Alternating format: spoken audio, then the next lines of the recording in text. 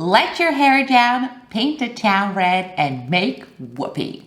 In today's lesson, we're going to be looking at different words to say party, their meanings, their nuances, all this so you can expand your vocabulary and hit all those ESL buttons. First off, nearly all the words in the English language have multiple meanings, so you may know party as a social gathering, with or without music since the word is quite general, but party also means a political party. And no one's dancing here, but the origins remain.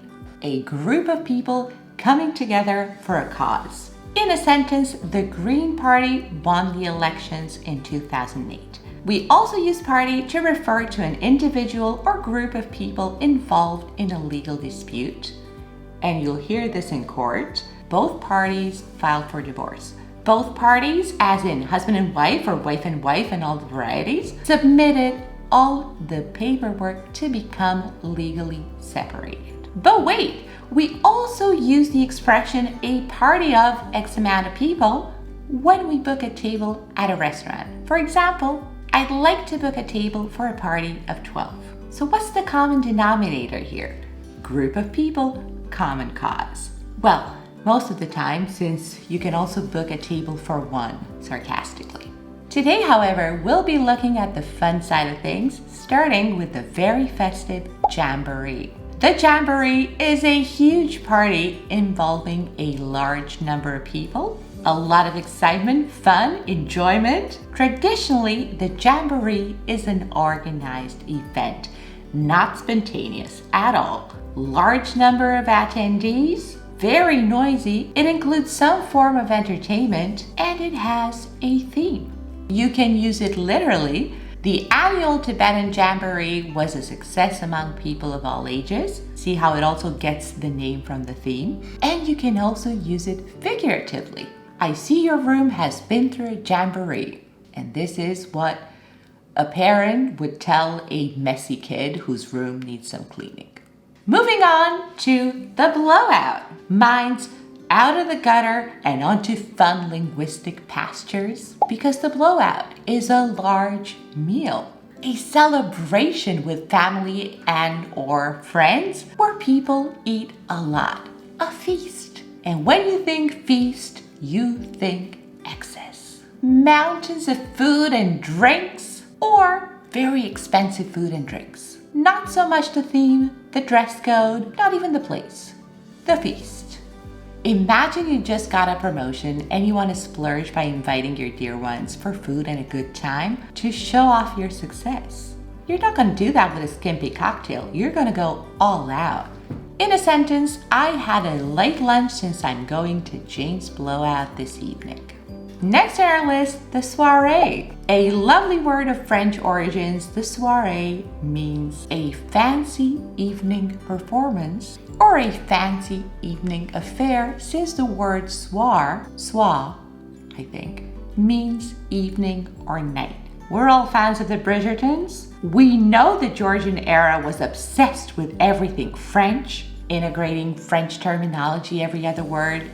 So I think it's pretty obvious when this word started gaining popularity. And just like it did then, soiree sounds really fancy now because it's French. If the Jamboree is all about the huge crowd and theme, the blowout is about the feast, the soiree implies an elegant get-together, usually in somebody's home, and it traditionally comes with a dress code. If I get an invitation to a soiree, I dress as fancy as the word sounds and expect a crowd of intellectuals to whisk me away with their knowledge, distinguished manners, classical music, and food I can't identify. Safe to say, I've never been invited to a soiree, but hey, my door's open.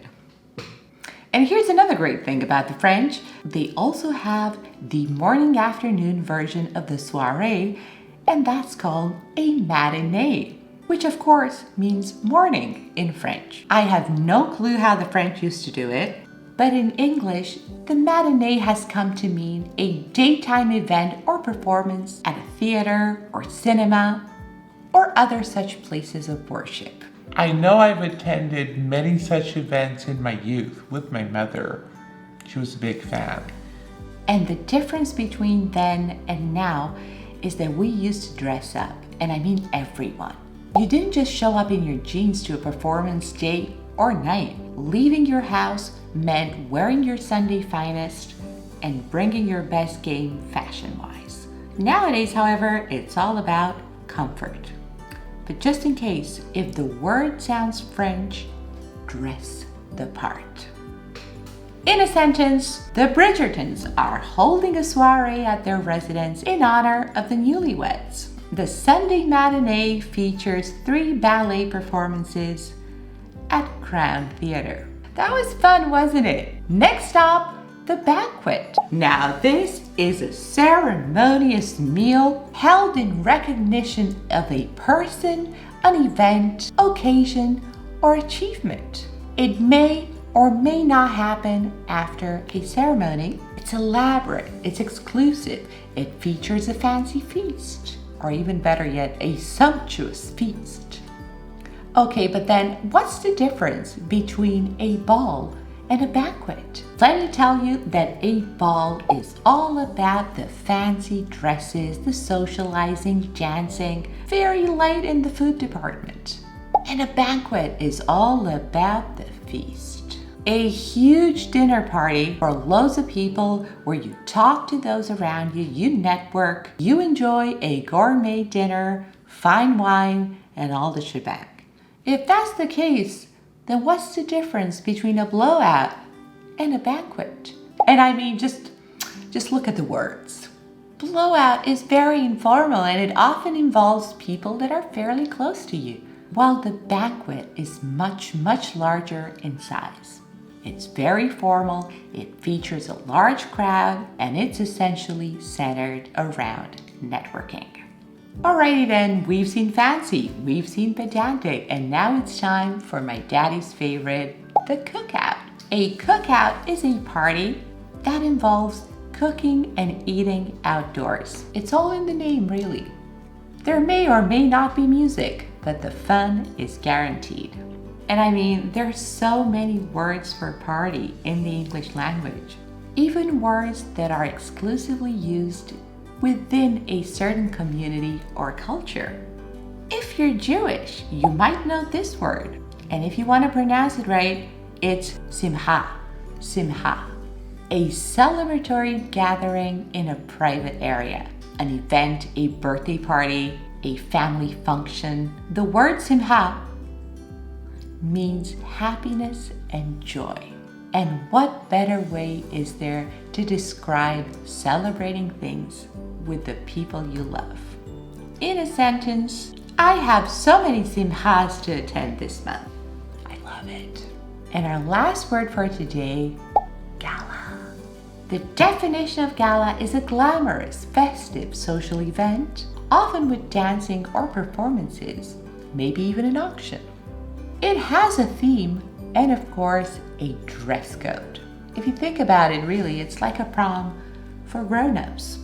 This one is the most popular gala, you might know, and I think we all enjoy watching it. If you liked the video today, let me know down in the comments. These are my books. Make sure you find them on Amazon and stay tuned for more videos. Thank you.